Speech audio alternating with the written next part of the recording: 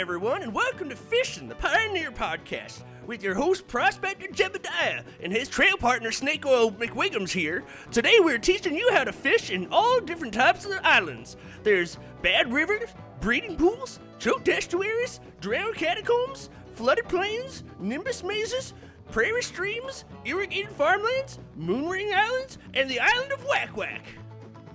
Oh boy, howdy! I love me this little pioneer place that we got for ourselves. I can tell you, nothing is better than this Merfolk deck list that we got for you today. Oh man, how can I tell you this? This is going to be something up on the range, up on the road, and by all means, if we go down this trail, you are not going to want any other type of deck. Well, yes, thank you everybody for putting up with our pioneer intro there. This is Fishin, the Merfolk Podcast, and we are here to discuss. Dorian was recently at SCG Dallas, which is very also appropriate for a frontier setting, or a pioneer setting, I guess. There's frontier too. It's like there's too much of this stuff. Frontier is dead and gone, and they've bought the farm, and now we are in Pioneer Land, which is like Frontier but more zombie-like. Oh yeah, well there's the zombie DLC. That's the trick to that. Yes. But yes, so we're here to discuss Magic's most pioneering tribe and help the whole community become better Merfolk players. I'm Kody, one of the co-hosts on the show, and not Kody Smith on Twitter. And I have with me... I am Dorian. You can find me at Crinkle Biscuit on Twitter as well. And of course, you can find Matt on there as at Matthew Caudill 8. We want to thank you for subscribing and listening to the show. You guys are all awesome. And make sure to tell a friend because, we are a podcast that thrives on people finding us. And Dorian actually got to tell people about the show. So that's actually really cool to just grow the family and, grow the Wanderwine Hub. So speaking of which, come to the Wanderwine Hub. It's our Discord where we talk about Merfolk and all that fun stuff when we have time to. We're all three of us kind of very busy. But yeah, so remember that you can support us on Patreon at patreon.com/fishcastmtg. There you can, for as little as $2 a month, you can get the show a few days early and ad free when we are able to record ahead of time. Go to inkedgaming.com and use code FISHCAST10 at checkout to get 10% off and kick some money back to your buddies over here at the show. Do we have anything, any pressing news items, Dorian? Other than the obvious Pioneer announcement that was going on, we are going to have a more in-depth topic on that next week, so please stay tuned for that. We are a little bit busy trying to figure out all the different types of Merfolk variants you can do in this new format. Outside of that, if you are a new listener to today, anyone that I was able to talk to in Dallas, welcome. Thank you for coming. Yeah, so we didn't have any new patrons this week, so but thank you to all of our current Patreon subscribers. I know we're getting towards the holiday season, so people tend to back down a little bit on their Patreon support. Totally understandable. You and your families come first, so make sure to take care of your loved ones and stuff this holiday season.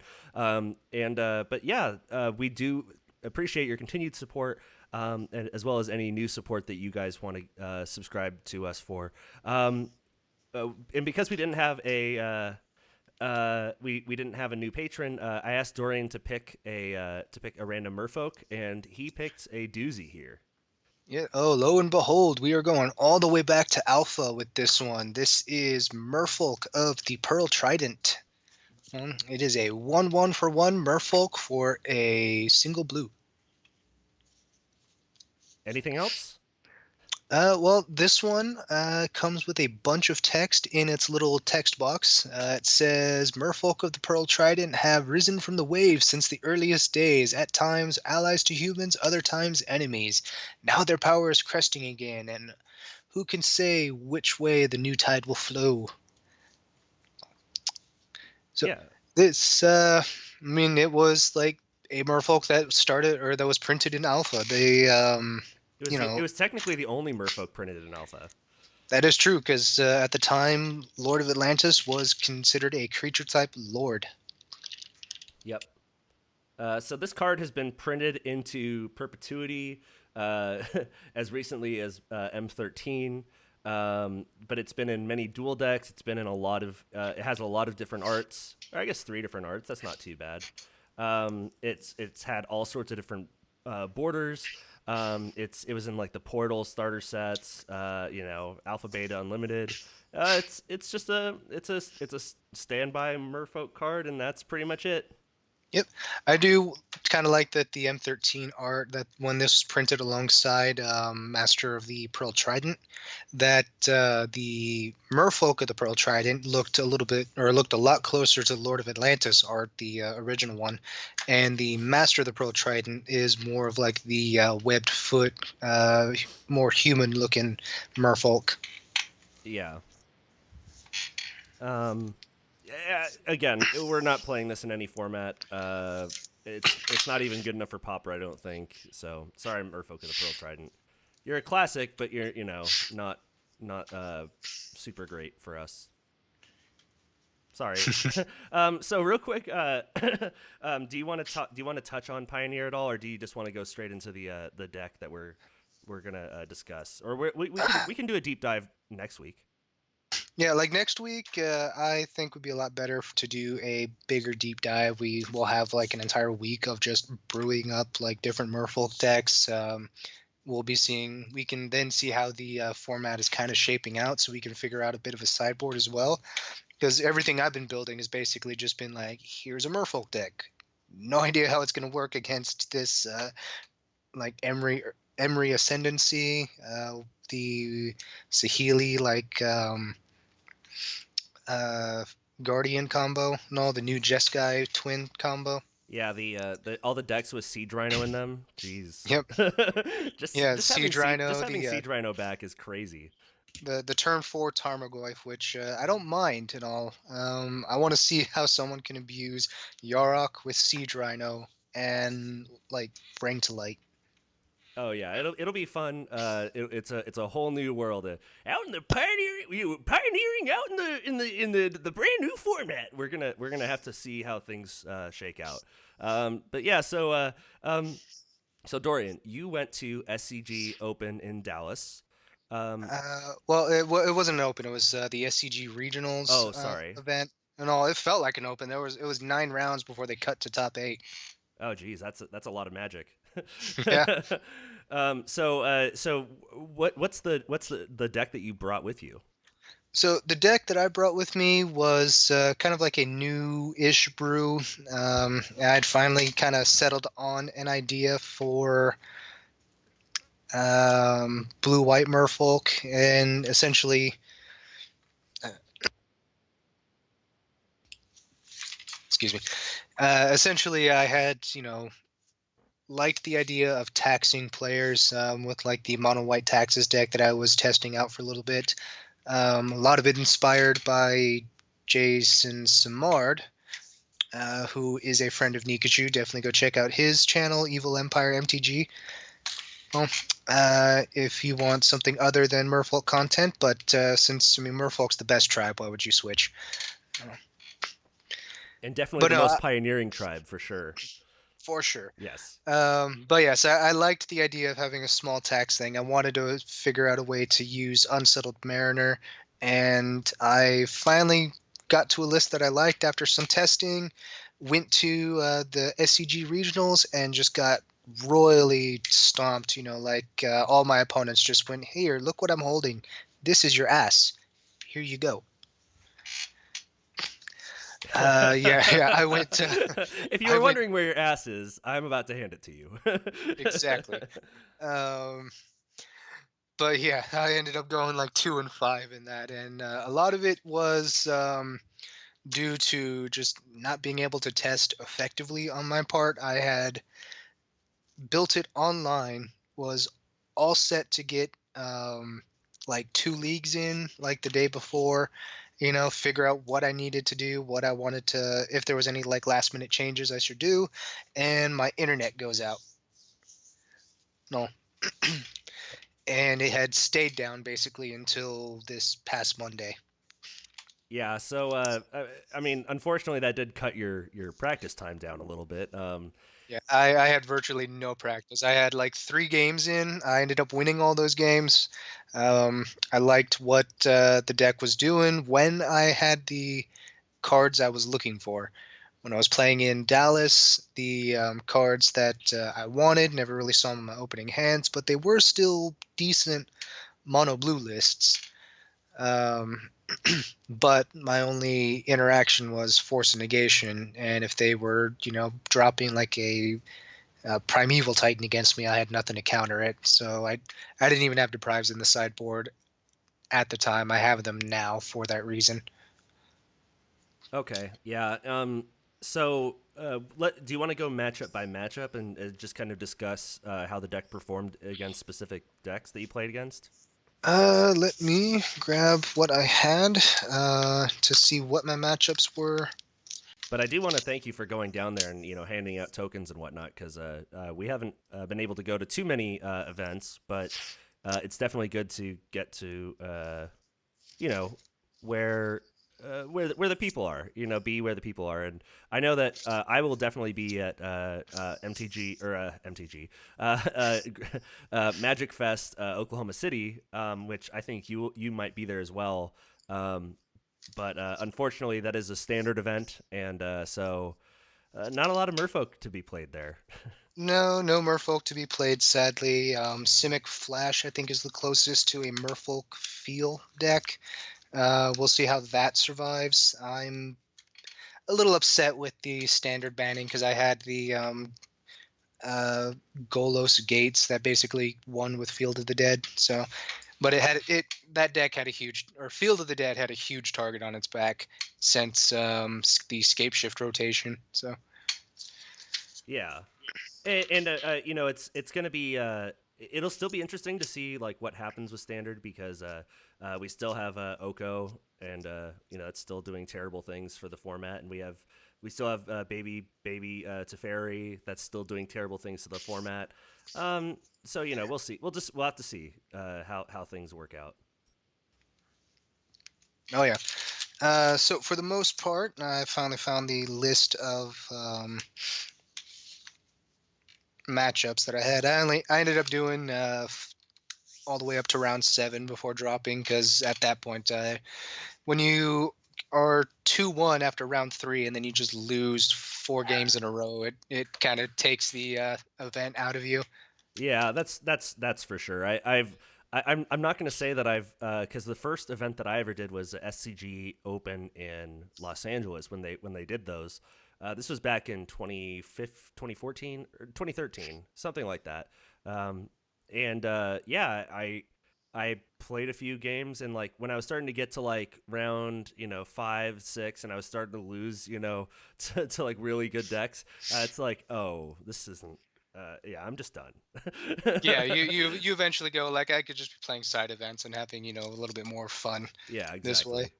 exactly. Um, and all. So my first matchup though was against Living End, and that was probably one of the closer matchups. I was playing against a Mark Sori, who I want to give a shout out to. He was a fan of Merfolk and Blue-White Merfolk specifically. He was wanting to build, or he had built a list pretty similar to the one I had, that we'll discuss in a moment.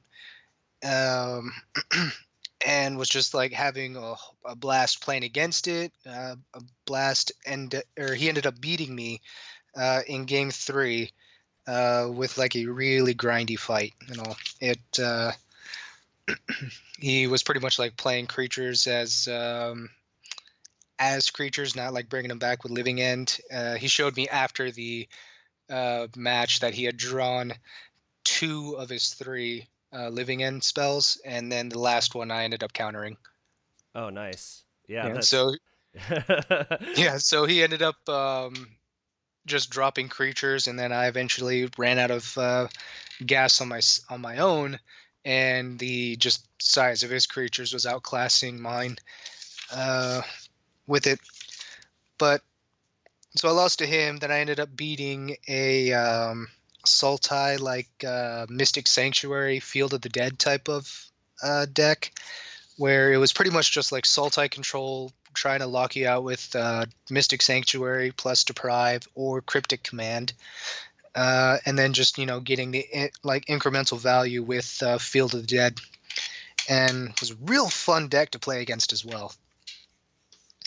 Because I was able to beat him game one because of my tax effects. Unsettled Mariner plus Thalia is amazing. You were also running Curse Catcher, correct? Yes, I'm running Curse Catcher as well. So like just forcing them to pay like one extra here and there. He was pretty much tapped out most of the early game, just to keep some creatures off the board, and then I was just dropping others to essentially pressure him until he lost that. Game two was kind of a reverse. He just got he didn't get the lock on me with the Mystic Sanctuary plus counter spells and returning the land to your hand, to keep that loop going. But he did just overrun me with the Field of the Dead zombies. And then game three, I was able to get the win again with a similar strategy to game one. And then round three was Amulet Titan. Mm-hmm. Ended up being against a buddy of mine as well, Tommy Harding. He's had a few top 16, top 8 GP performances. I think he what was it? Kyle Larson, when he made top 16 with Merfolk, Tommy was number 17. Just because of tiebreakers. Oh, geez, that stinks. It's always, it's like when you're right on the edge like that, it's always like, okay, yeah, okay. Yep.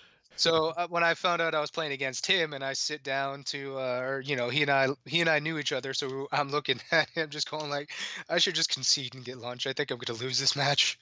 No, and surprisingly, I ended up winning. I think I just had what I needed, and it was good enough to slow him down,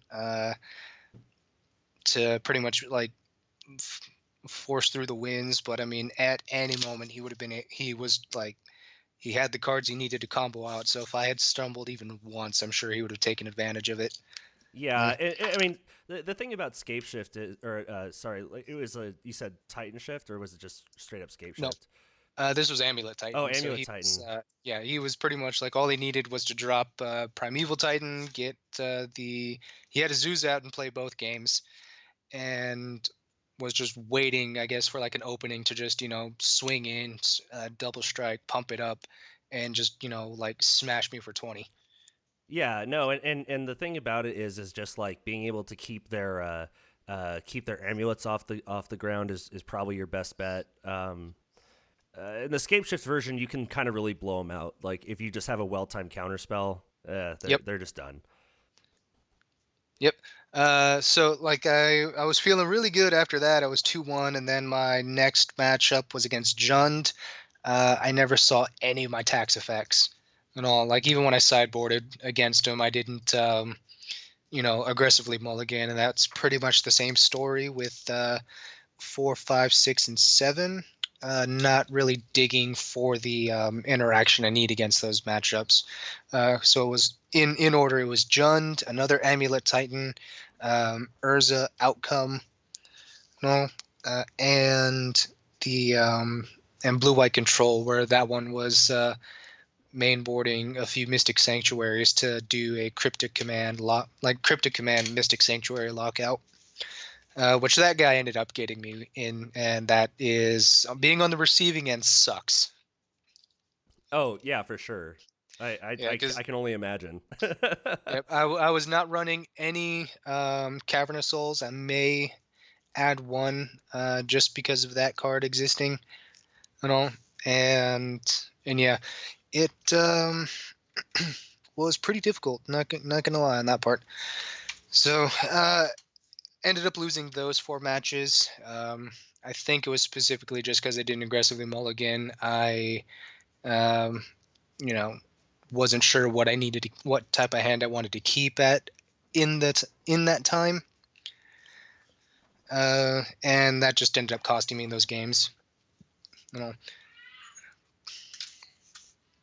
So, but to get into the deck list, since all of you are, at the edge of your seat to see what exactly I'm doing with it, I have right here. I'm on the edge of my seat. I paid for the whole seat, but I only needed the edge of it. Exactly. Yeah. All right. So I'm running 28 creatures. It is one Kira Great Glass Spinner. That was um, a recommendation by TuxDev. He kind of talked. I was originally with 2 Kapalas when I went down there, and then TuxDev ended up talking me into adding Kira Great Glass Spinner because making them pay an extra 2 versus countering 1 removal spell and then forcing them to use another removal spell and then paying 1 if I had either Thalia or Mariner out, paying 1 extra. Was too good of an interaction to ignore. So I never got that combo out in Dallas, but I have done that online, and it's pretty more or less exactly what he was saying. It's amazing interaction when they have to waste 2 spells and an extra mana. Yeah, it's such a tax. I mean, the whole point of this is to tax your opponent out. But the just the sheer amount of all that, Kira on top of taxing effects on top of Curse Catcher, you can make your opponent tap out to play a lightning bolt, and Oh yeah, that's a great feeling. That lightning yep. bolt costs 4 mana now. Even that fatal push, I had a few of them that were costing opponents 3 mana, so they either had to kill 1 creature a turn, or they had to, even if they could kill 2 creatures a turn, they were tapping out their entire mana base, so I could just drop more creatures and they would have to deal with it. They would be down 2 spells, out a bunch of mana, and then they couldn't counter anything that I was playing afterwards. So I was able to bait a few removal spells by dropping 1 Lord, or a Mariner into a Thalia, forcing them to kill those things, and then dropping my Lords to swing in for a lot of damage. But yeah, so what I originally went down there with was 1 Kira Great Glass Spinner, 1 Kapala, 2 Thalia Guardian of Thraben, 2 Meryl Rajiri, 3 Curse Catcher, 3 Silvergill Adept, and then 4 each of Lord of Atlantis, Master of the Pearl Trident, Merfolk Trickster, and Unsettled Mariner. I really like adding Regery in here because it also adds to that taxing effect. Is you can flash in a creature, tap down one of their creatures, tap one of their lands, or something like that. So it's just another way to go. No. I'm gonna make this cost as much as I can. That kind of was the thing with the Jund player. It didn't pan out the way I was hoping it would. But I was able to flash in a Trickster, tapping one of his mana resources before he drew a card, and on his upkeep. But then he drops another land he needed to be able to pay for the Unsettled Mariner, and then kill Mariner and kill Rajiri, and then I had just Trickster in play for about 3 turns. The fact that Trickster even survived that long was surprising. Yeah. But yes, so that was the creature base. The spell selection was 2 Path to Exile, 3 Force of Negation, 3 Spreading Seas, and 4 Aether Vial. And then the land was 2 Waterlog Grove, 4 Mutavault, 6 Island, 4 Seachrome Coast, and 4 Wanderwine Hub. Oh, cool. Yeah, Wanderwine Hub making a comeback. But I guess it's when you're playing Merfolk, it kind of doesn't, you're not giving away too much information to go, oh, it's Lord of Atlantis. Yeah. So I guess the only thing that could be a problem with is Sorcerer's Spyglass if your opponent plays that against you. But you know, then they can look at your hand anyway. I guess I don't know what I'm talking about. Yeah. Yeah, like a turn one Thoughtseize still sucked. I was trying to protect one of my tax creatures. So I ended up I ended up countering it first turn with a Force of Negation. I think I pitched Trickster for that. And all, but then next turn he did like an Inquisition or something. Once he realized it was Merfolk, and then took the one of the tax creatures I had, so because I had two in my hand at the time when he played the second one. Well, so how do you think? Like, I mean, obviously the deck probably had not quite the showing that you wanted. What are some improvements that you've made to the deck since that time? So since playing in Dallas and playing a little bit more online, the deck is honestly it's great in my opinion. The blue white is a fun combination. You get some pretty good sideboard tech with Rest in Peace, Stony Silence, Deputy of Detention, and all. I really wanted to use Lavinia, the Azorius Renegade, in it as well, but I just could not figure out how I wanted to. I couldn't fit her in the sideboard. I wanted the 2 Relic of Progenitus plus 2 Rest in Peace to have pretty much 4 slots for anything graveyard. I could probably drop a Relic or a Rest in Peace. Yeah. Given that a lot of the graveyard strategies have been severely hindered by the banning of Faithless Looting. But Loodles. Good old yeah. Loodles. Good riddance, you're gone. But I mean, I think when you start adding more, if you want it to be a Merfolk deck, you have to have a good enough density. So like even adding Thalia, kind of waters that down a bit. So I think you were right to not add the Azorius Renegade, just because unfortunately there's just only so many slots. Yep. No, and in the entire 75, I'm running 7 non-Merfolk creatures. That is 3 Thalia. In my new changes, it's 3 Thalia, 1 Kira, 2 Deputy of Detention, and 1 Venser Shaper Savant. Okay. No. And that really makes, like the harder decision. I'm trying to figure out, do I want to keep certain,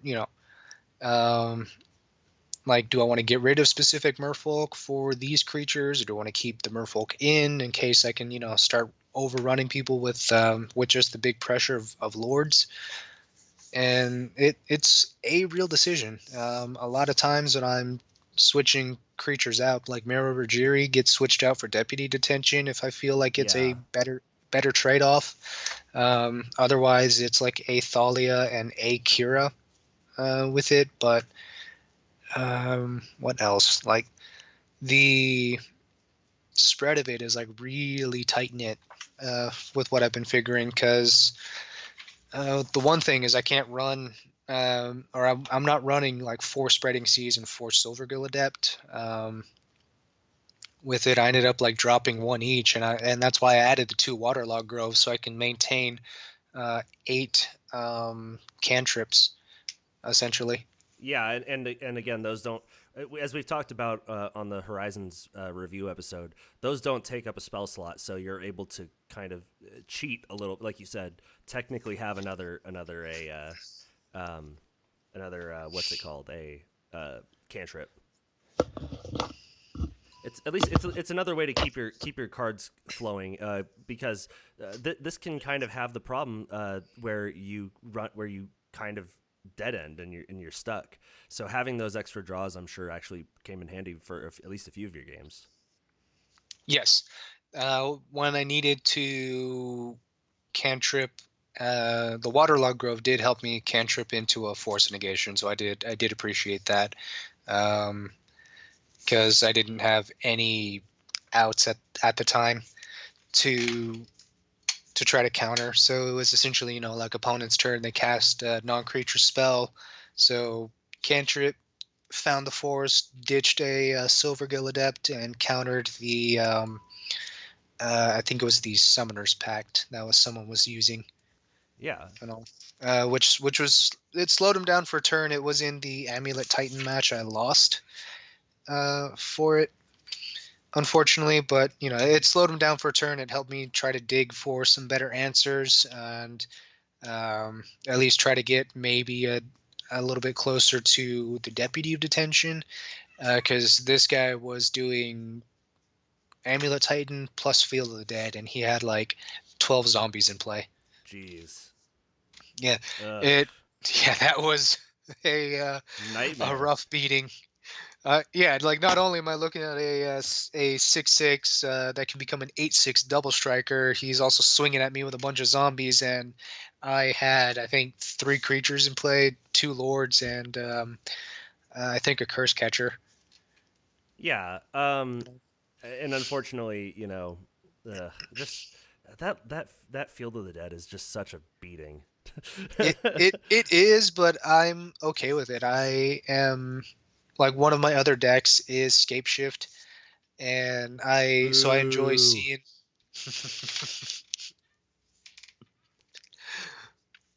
No, I enjoy having a little bit of like that dirty combo vice into it, since Merfolk is what keeps me, honest. But yeah, I th- with these changes, I think that it's for the main board. I dropped Capola entirely, as much as I like his like spells and abilities, taxing opponents +2. Kira plus a third Thalia and the 4 Mariners should help me see enough of the taxing creatures to keep my opponents from interacting with me too much. Removing too many creatures. And the 3 Spreading Seas is our version of Ghost Quarter, basically. Yeah. Without, instead of killing a land and they get to fetch a basic, we just kill a land and turn it into an island. So that's roughly 10, 11 tax effects if we include Kira in the main board. The sideboard is where I include Damping Sphere and Deputy of Detention. Okay. Uh, because Damping Sphere was pretty much like anti-Titan, anti-Tron. Um, if I had dug for those like I should have, they probably would have helped me out in that second Amulet Titan match. Okay. Well, and it just forces players to, pay 1 extra for every spell. Online, I was playing against a mono red prowess deck, and Curse Catcher, like, I just had like an amazing curve where it was like Curse Catcher into Mariner into Damping Sphere, and my opponent just rage quit. Well, Damping uh, Sphere is definitely, especially against Burn. I think that's probably the best deck that it's against. It's just such a powerful card and just shuts everything down. yes, and it was so funny too, because the opponent like just saw that curve, got mad in game 2, and they were on the play too, which was funny. Um,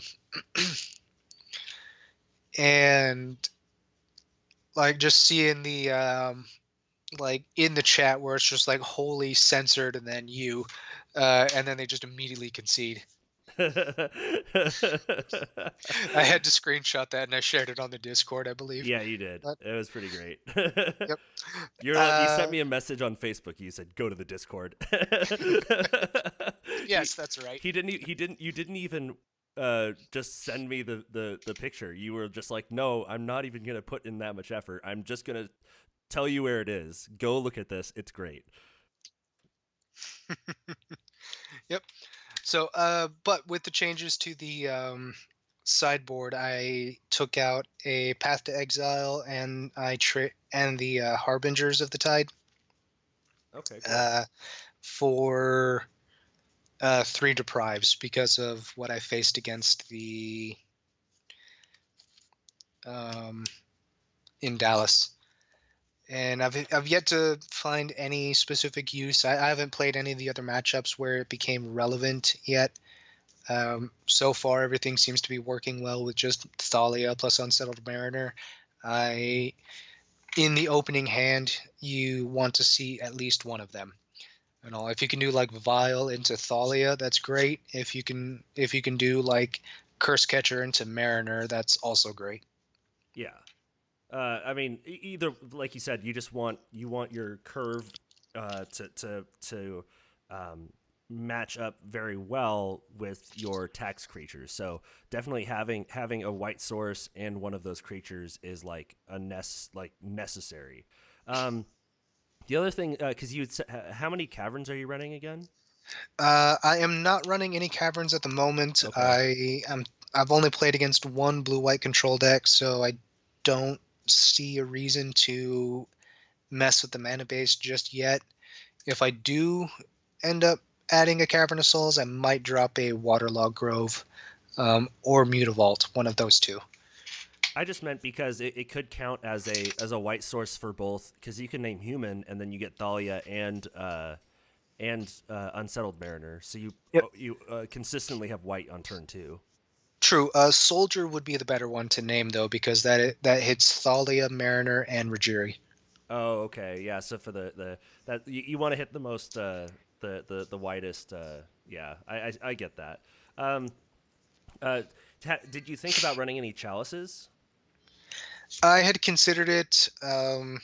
It was like I ended up deciding against it because of the Aether Vials. I didn't want to, or not because of the Aether Vials. The cards that I didn't really see so much were, um, other than Jund, where they had a bunch of one drops against me. I didn't really see that many played. There was Blue White Control making stupid use of Path, where it was Path, Snapcaster, Path Jeez. against me. So, like, I think that was probably only time it would have been relevant.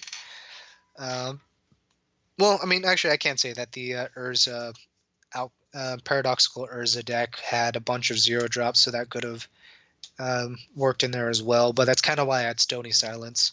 Yeah. Well, that and damping sphere, I'm sure also uh, put a damper on it. Yes. Um, like it would have. I just didn't see either of them, and I didn't mulligan to either of them, which was my fault. So that deck, I think I brought in the Deputy of Detentions in Game 3 Okay. just to help out, and once again didn't see anything or didn't aggressively mulligan. So um, what I learned in Dallas was essentially you always want a tax effect on turn 2. Um, if you know what the matchup is after game 1, it would depend on if you want Thalia or Mariner.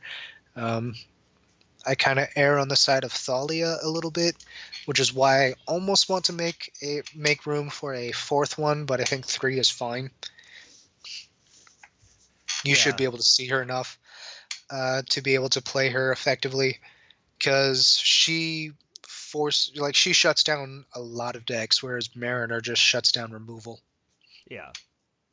Yeah, and I mean, having like you said, just so many tax effects on top of running that Kira, I'm sure just frustrated some of your opponents to no end. It sounds like it was a lot of fun to play at least.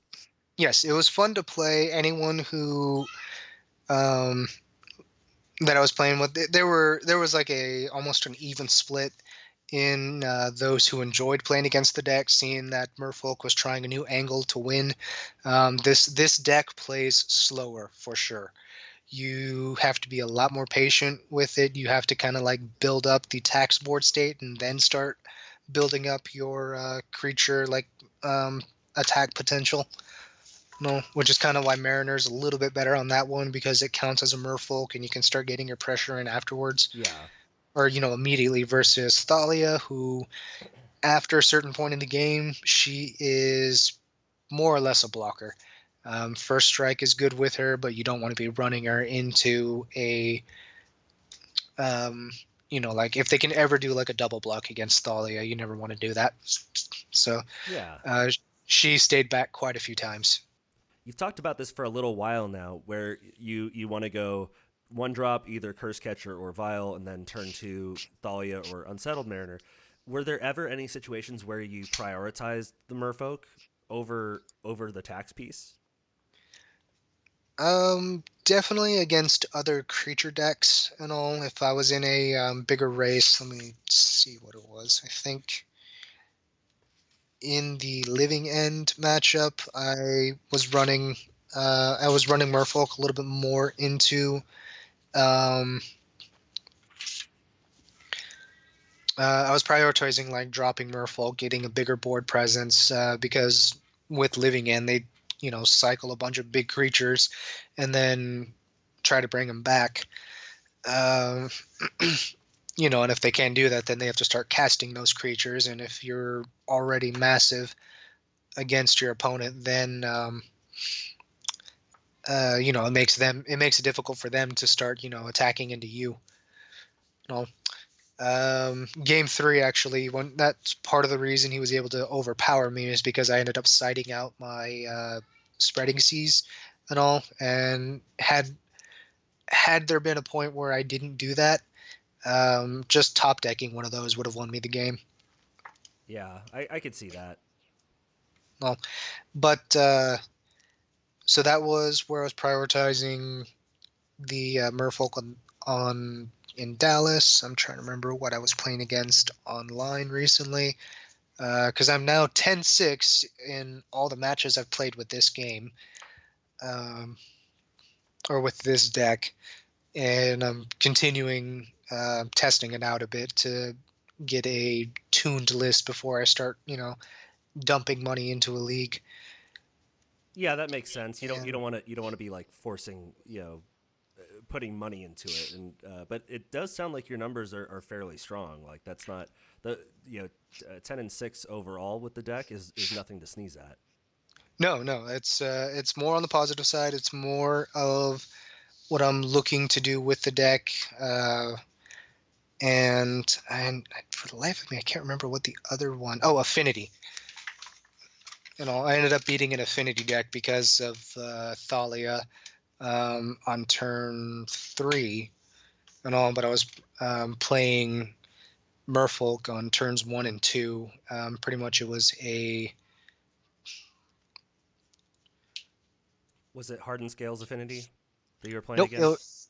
it was Classic Affinity. Oh, So okay. I was surprised they didn't have as explosive of a hand as they normally do, and it might have helped into the win condition, but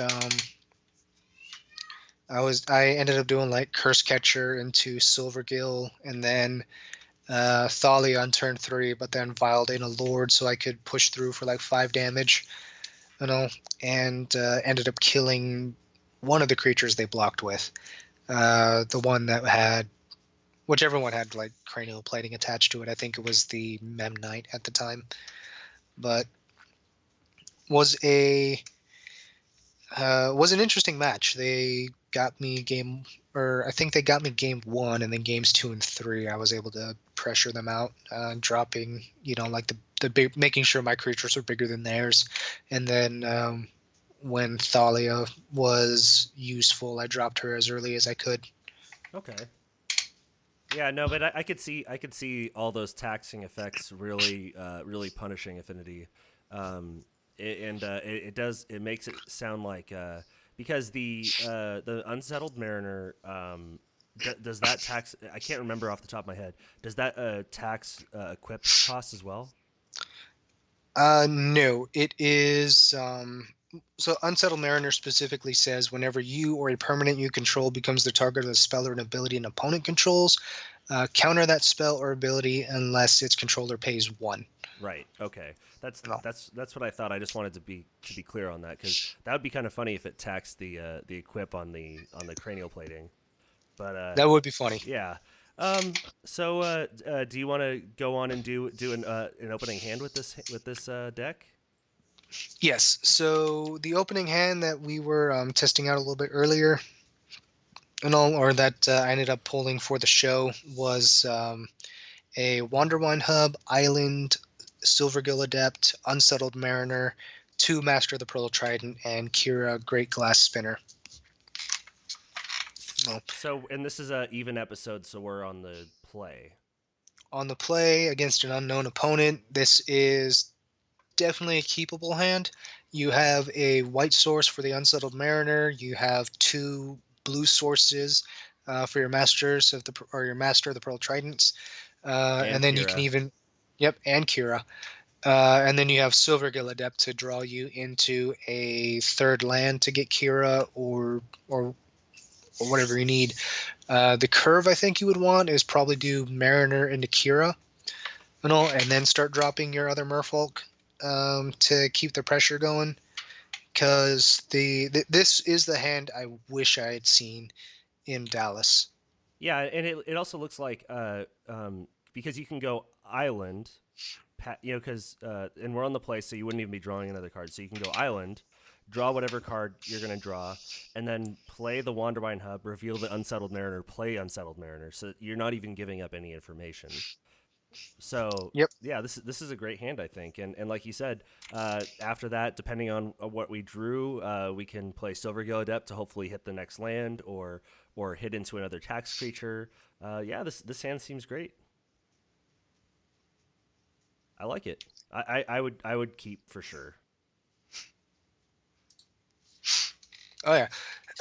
So I'm having a lot of fun with this build for sure, and I'm looking to trying to tweak it as much as I can. I may need to talk to you after the episode, but I would like to try to get an episode recorded of me going through a league with this. Oh yeah, totally. And we'll definitely put that up on the what's it called, the YouTube channel. So is this part of our deck highlight? We basically have only talked about this deck. Are we going to highlight any other decks, or is this it for us today? No, I want to highlight one other deck. Let me find where it's at. Hold on. It was I think it was Channel Fireball or on MTG Top 8, there was a Simic Merfolk list that made the top 4 of a regionals. Okay, was it running Oko? They were running I think 1 Oko in the main. Oko's so good. That card is so dumb. Oh man, it is so dumb. It's wonderful and amazing. But so what was cool about this deck? All right, I think this is it. No, that's not it. Crap. All right, it might have been on.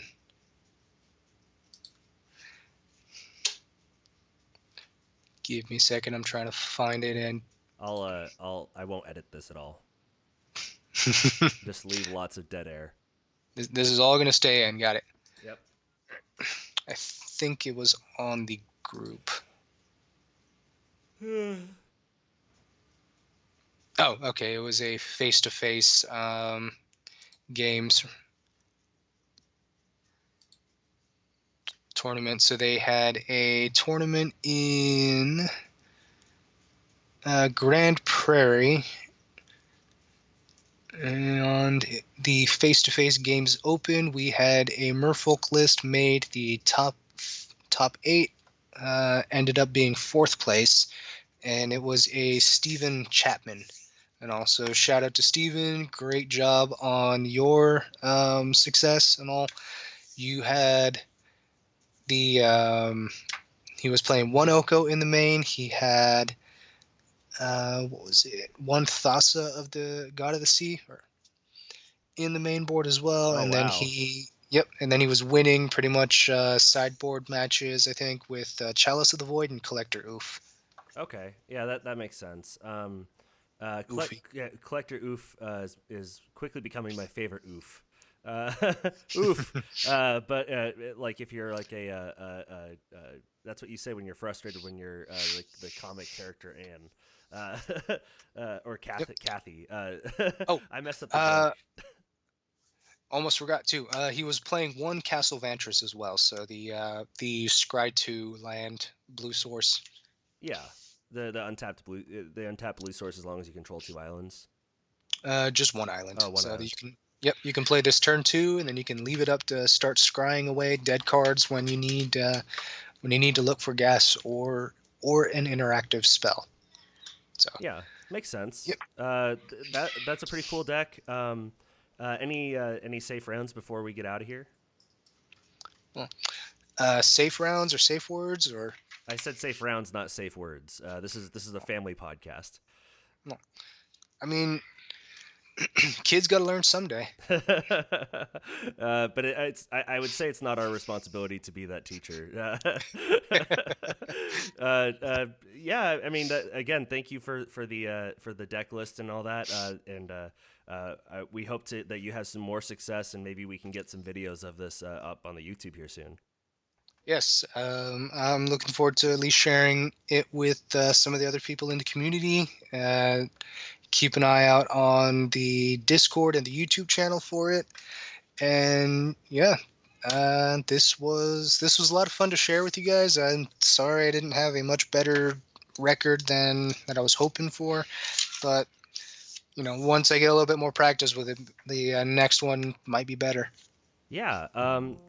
So if you have a long form or a longer question, then something you could find us on, Twitter, Instagram, or Facebook is at FishcastMTG. Then feel free to email us at fishcastmtg@gmail.com. Our cover art was made by Tessa and Hunter Pruitt, and our logo and stream art was done by Ishton on Twitter, with our animated intro by Jake Boss MTG. If you like what we're doing here, please rate and subscribe in the Apple or Google Play podcast app stores, as well as find us on Patreon at patreon.com/fishcastmtg. Thank you, everyone, for your time, and thank you again, Dorian, for sharing your tournament results, and Godspeed with your additional testing. Thank you. All right, we'll see you, everybody. Hey, we'll see you on the Pioneer. I was gonna start listing the bodies of water just because I think that's a funny bit. We're gonna teach you how to fish in an arroyo, a bay, a bayou, a billabong, a brook, a channel, a puddle, a delta,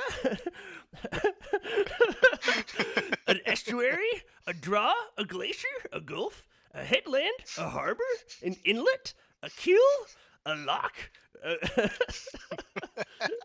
an ocean, a pool, a pothole. I think my favorite's the puddle. A salt marsh, a sea lick, a seep, a stream, a strait, an artificial lake or pond. See you, everybody. See ya. All right, let me try this. I've got a good idea here. Woo-wee! Howdy, partners, and welcome to Fishin, the Pioneer Podcast.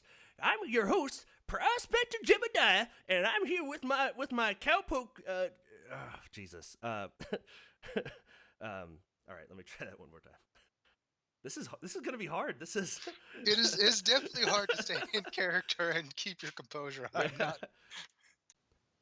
Wait, hold on a second. I got kids trying to break in.